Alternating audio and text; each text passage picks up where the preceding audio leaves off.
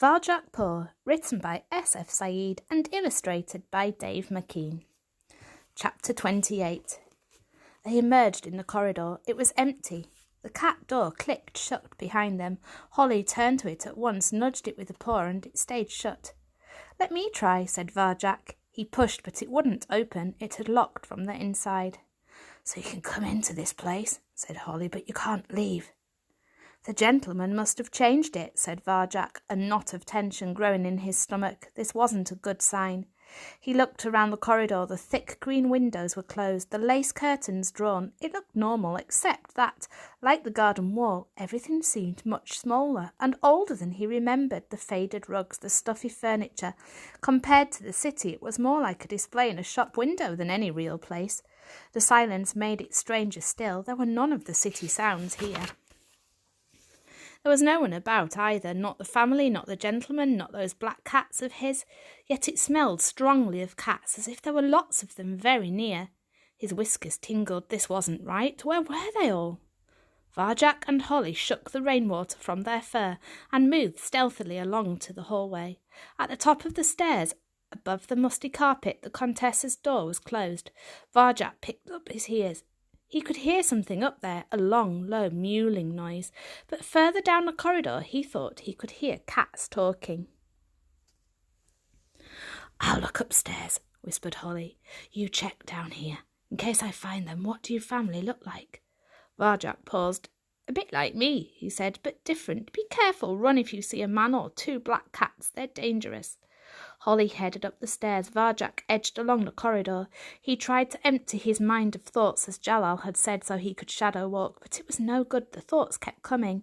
Where were the family? Were they all right? Would they be glad to see him? Or had they forgotten about him already? He could clearly hear voices now coming from the front room. The door was half open. He crept up to the edge where he wouldn't be seen and peered in. There they were, the Mesopotamian Blues, alive and well. Relief flooded through him. He wasn't too late. He hadn't let them down. There was no sign that they'd been hurt. No sign of the gentleman or his cats. It looked like a family council was in progress, but it was Julius who now sat on the Countess's red velvet armchair. The others were clustered around, fiddling with their collars as they listened to him speak. What was going on? "I don't care," Julius was saying. "But things like this don't happen for no reason," said Father. "Shouldn't we try to find out what it means?"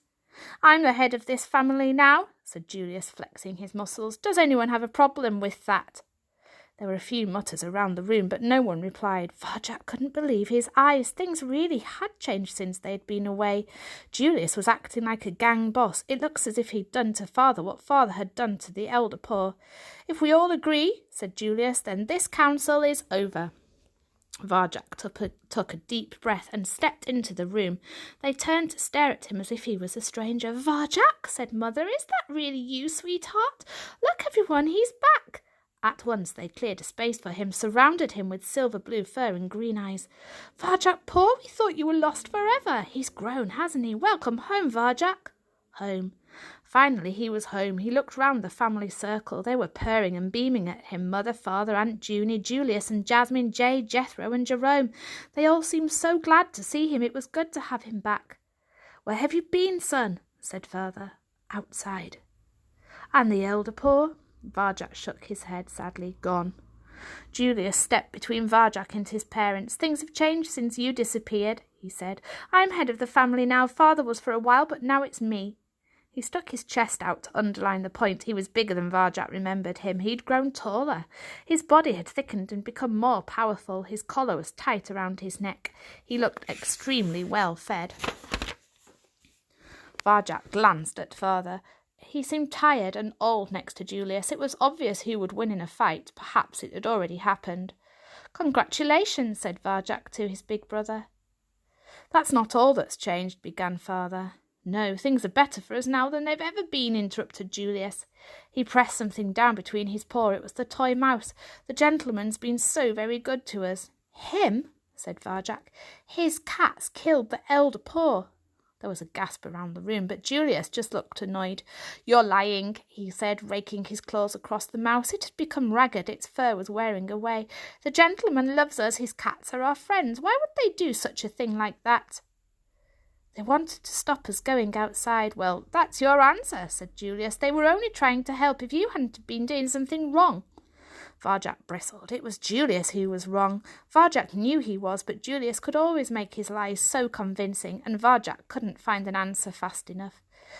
Now, said Mother, Julius is right, Varjak. The gentleman still feeds us wonderful food every day. As for his cats— Julius shot her a look, and she coughed. Well, that's enough of that, she said quickly.